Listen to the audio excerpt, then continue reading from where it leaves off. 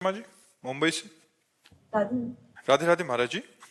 गुरुदेव, घर में लड्डू गोपाल विराजमान हैं, उनकी सेवा वात्सल्य भाव से करते हैं। जब किसी मंदिर में दर्शन करने जाते हैं तो महाराज जी वहां कुछ भाव हमारा अलग हो जाता है। हमें लगता है कि हमारे ठाकुर जी, मेरे लड्डू गोपाल बड़े हो गए हैं, मेरे से दूर हो गए हैं। महाराज जी ऐसा भाव आता तो महाराज जी क्या? जब जाइए तो अपने गोपाल जी को लेके जाइए कि चलो तुम्हें बड़े भगवान के दर्शन कराते हैं। अपने ठाकुर जी को साथ रखिए और उनको भी दर्शन कराइए। भाव तो अपना ही है ना। तो हम जब अपने भाव से बने रहेंगे ना तो रहेगा। चलो लाला, आज तुम्हें संत दर्शन कराने चलते हैं। चलो आज तुम्हें ठाकुर जी के दर्शन, क्योंकि हमारा लाला ठाकुर जी थोड़ी है, वो तो हमारा लाला है। ठाकुर जी के दर्शन तो हमारा भाव भी बना रहेगा और आनंद भी रहेगा। हर समय हमारे लाला हमारे साथ रहेंगे।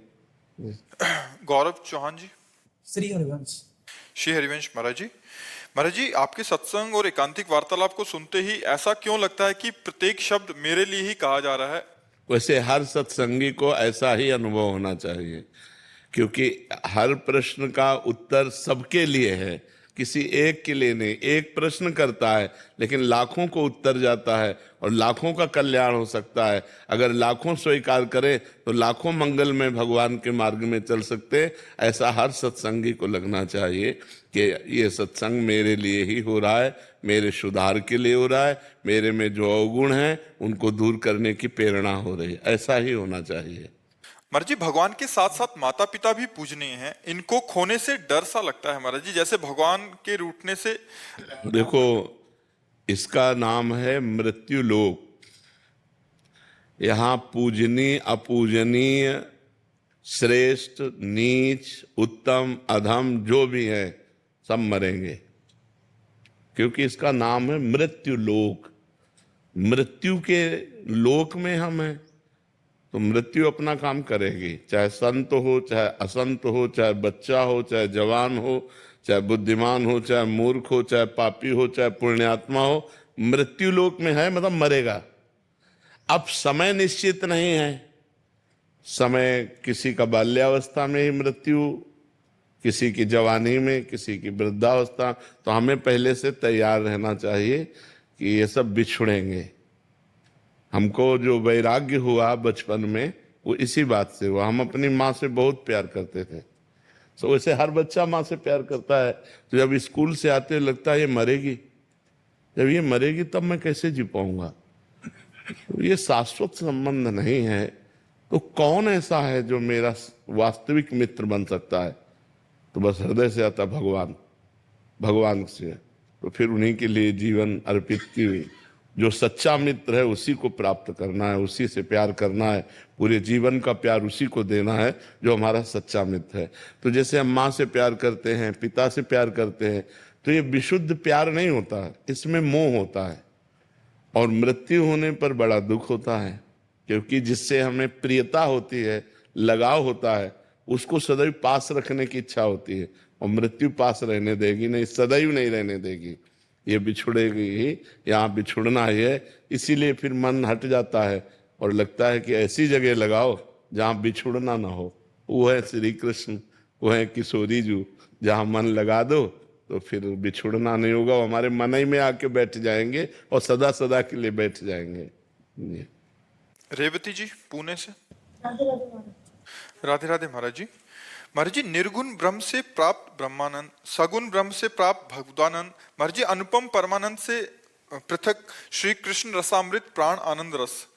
महाराज जी, भगवान के लिए भी विमर्श तथा परम रहस्य रस की क्या आप कहना चाह रहे हैं इसमें? राधा सुधा निधि में है वैसा वर्णन, वो उनके लिए क्या अगम्य है ऐसा? महाराज जी, इसमें एक व्यासवाणी का और कोटेशन दे रहे हैं कि निर्गुण सगुण ब्रह्म ते न्यारो बिहरत सदा संघात, व्यास विलास सदा रस अद्भुत निगम अगोचर बात। इसमें तुम्हें क्या संशय है? श्री कृष्ण के लिए भी कुछ अगम्य है ऐसा? श्री कृष्ण के बहुत रूप हैं, एक ही रूप थोड़ी तुम जानते हो। जैसे अब तुम्हें समझाएंगे तो समझो। हमारा स्वरूप निर्गुण है, आपका स्वरूप निर्गुण है। आप अपने को निर्गुण मानते हैं तो सगुण मानते हैं, तो ये देह को लेकर तो मानते हो नहीं। बोलो आपका स्वरूप क्या है? कोई रूप नहीं आपके स्वरूप का, कोई गुण नहीं। वो चिदानंदमय है। जो आपका स्वरूप है वो चिदानंद है। वो भगवत स्वरूप है, लेकिन आप उसे जानते नहीं हैं। आप इस पार्थिव पांच भौतिक देह को ही केवल अपना स्वरूप मानकर अपने को स्त्री मानते हैं, मानते ना। स्त्री रूप में आप साकार हैं, लेकिन परमात्मा अंश रूप में आप निराकार हैं, जो सर्वत्र व्याप्त है। ऐसे श्री कृष्ण रूप में साकार हैं, लेकिन श्री कृष्ण तत्व रूप में सर्वत्र व्याप्त है। अब सुनिए, जब श्री कृष्ण रूप नहीं प्रकट किए हुए थे तब भी तो श्री कृष्ण थे, तो कहां थे? निकुंज में, नित्य धाम वृंदावन में प्रियाजू के साथ। तो सगुण रूप अवतार लीला, निर्गुण रूप तत्व रूप से, और सगुण निर्गुण दोनों से न्यारे।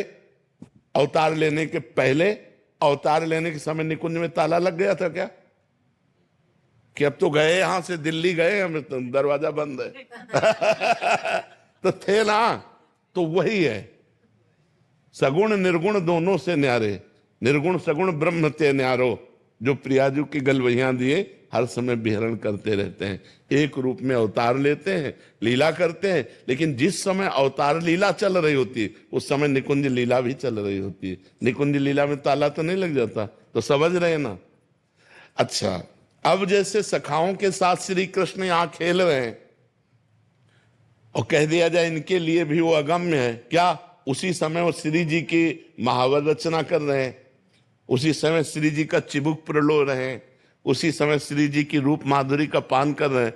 बोले श्री कृष्ण के लिए भी दुर्लभ है।